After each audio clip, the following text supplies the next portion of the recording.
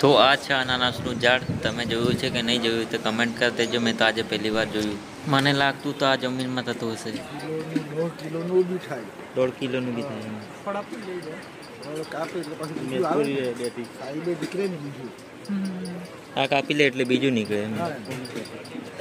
કેટલો 1.5 કિલોનું kilo 1.5 kilo થાય.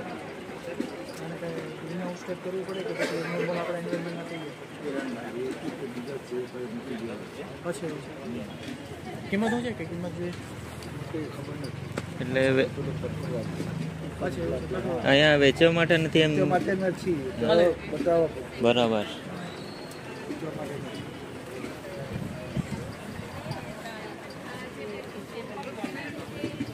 કોને કોને લાગતું હતું કે અનાનસ જમીનમાંથી નીકળતું છે?